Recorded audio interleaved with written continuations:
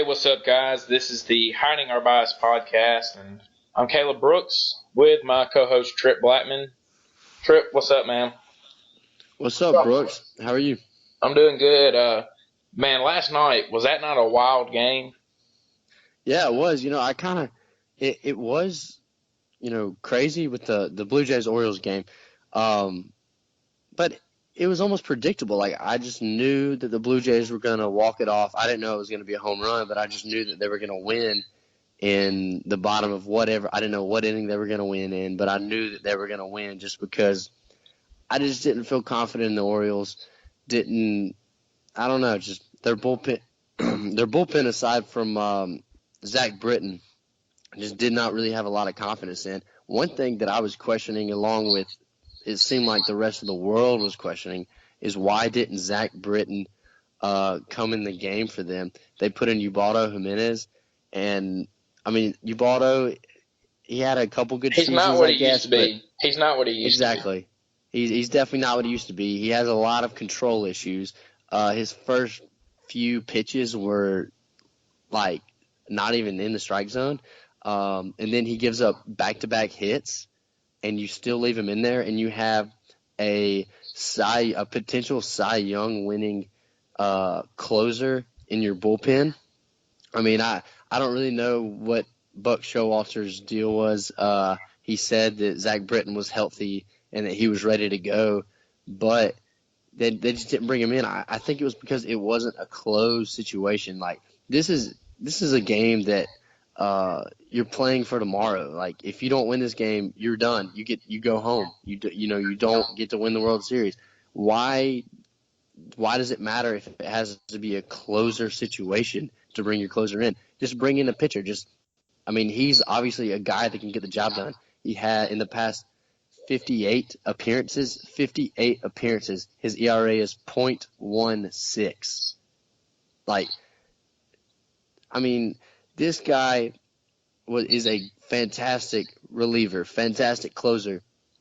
Just bring him in the game. I mean, if you bring him in and it goes to, I don't know, 15, 16 innings and you got to pull him out, okay, so be it.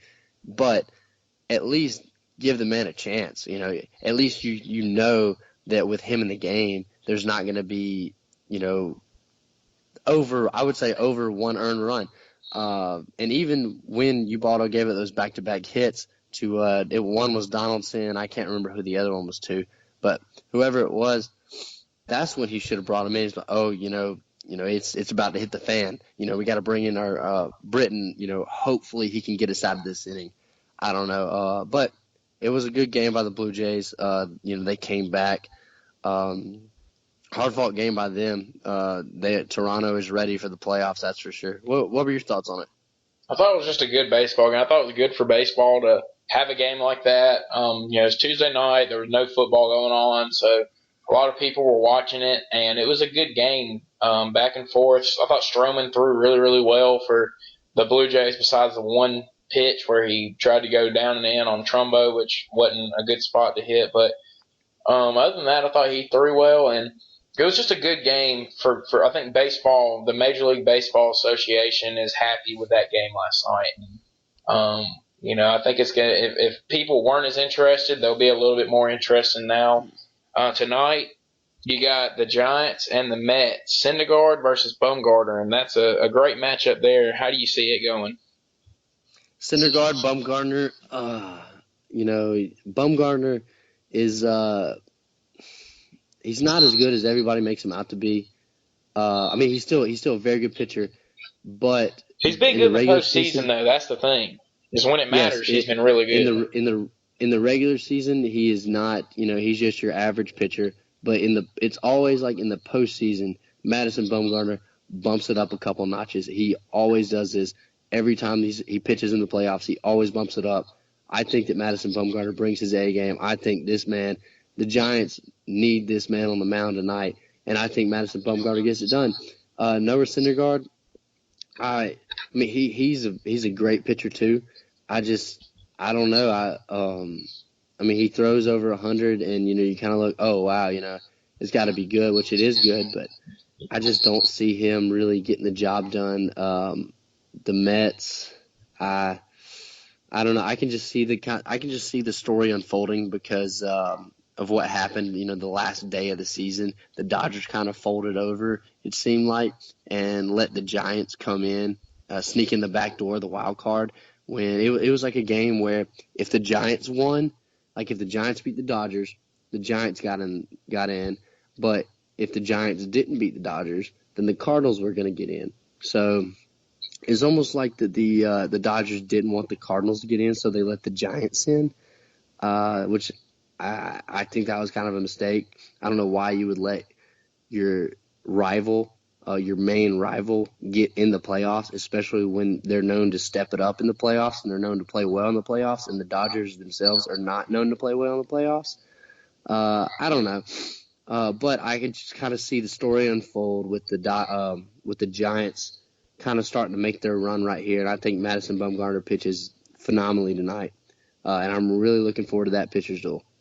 Yeah, I'm looking forward to it too. So right now we've got it. Toronto playing against Texas tomorrow at 3:00, and the winner of this game will face the Cubs. And then you've got Boston versus Cleveland, and the Dodgers versus the Nationals. So setting up to be a good playoff. I'm looking forward to watching it. Also coming up this weekend, UFC 204, Dan Henderson and Michael Bisping. And just want to get your opinion on that real quick. Who do you have winning that fight? I think Bisping will win. So you got Bisping winning? I got Bisping. What about you? I want to go with Henderson just because it's going to be his last fight ever, and I'd like to see him go out on top with the belt. He's never won a UFC belt before. He's won Pride belts, never won it in the UFC. But I think Bisping wins. I think he's hot right now. I think he got a lot of confidence when he beat Anderson Silva. Well, I say beat. When the judges said that he beat Anderson Silva back in February, which that was fixed. I'm not going to get on that, but I think Bisping wins the fight. I think he knocks out Henderson. Henderson was knocked out by I saw it was between two different fighters. He had 3 fights total and was knocked out 3 different times in 3 minutes against those 2 guys. I can't really explain it, but I don't think Henderson's chin is as strong as it once was, and I think Bisping wins it. So that'll be interesting to watch this weekend, and kind of a little appetizer before we get UFC 205 in November. But let's switch it over real quick, get to college football. Well, hey, I wanna say something real quick. Hey guys, I know last week we told y'all that we were gonna do just a straight baseball podcast. Well, we had just some things came up, some major difficulties. I just wanted to put that out there. We just had some stuff go wrong that were out of our control. So don't hate us for that. We really wanted it to happen, and it was just something happened that we just could not control. We're trying to see what we can do about getting about maybe doing for the World Series too. Just a kind of a season recap. But I was just wanting to just to let y'all know that. But so you said going to football? Yeah, we're going to football real quick. Texas and Oklahoma this weekend. Oklahoma's favored by 10. How do you see that one going? Texas, Oklahoma. I got Texas. I don't think Texas wins. I just think that I think they cover. I think 10. What did you say? 10, 10 and a half. 10. 10. That's pretty steep. I feel. I feel pretty confident. Well, I don't necessarily feel confident. I'm more feeling confident that Oklahoma is not as good as normal. Obviously, neutral site game. Big game. This is probably one of their biggest games of the year for both teams. I'm taking Texas, and I'm taking that as my lock of the week. Yeah, I'm gonna go with Texas. And I got Texas winning the game. I think that they're gonna out physical Oklahoma. I think they're gonna be able to run the ball, and I just don't think Oklahoma's as good as they have been. And I just think Texas will win the game again. I know Oklahoma's gonna be out for revenge after last season, but I got Texas winning this one. So we'll flip it over now. 2:30. Tennessee, Texas A&M, biggest game of the weekend, in my opinion, number 8 versus number 9. Texas A&M's favored by 7 at home. What do you got in that one? I'm gonna take Tennessee. I don't know. I like Tennessee. I know that they've kind of had to make some big comebacks. I know that they've had a lot of things go their way. I don't know if all the luck is with them or what's going on. I just definitely think that they cover 7. I don't think that they win. I think A&M still wins. But I'm still taking Tennessee. I got A&M winning big time actually. Maybe 2 or 3 scores. So yeah, I think that Tennessee's played 2 pretty emotional games in a row. They've had to exert a lot of energy, and now they got to go on the road to Texas A&M before they play Bama. Could lead to a trap game. Looking ahead to Alabama the next week. We're going to find out about this Tennessee team this week. And yeah, we are. This is going to be a big game for them. Yeah, it is, and I look forward to seeing how they're able to respond after 2 big weeks in a row. But I just think Texas A&M is a little bit better, and I think that they win the game. So I'm gonna go with Texas A&M in that one. 7:00 primetime game on ABC.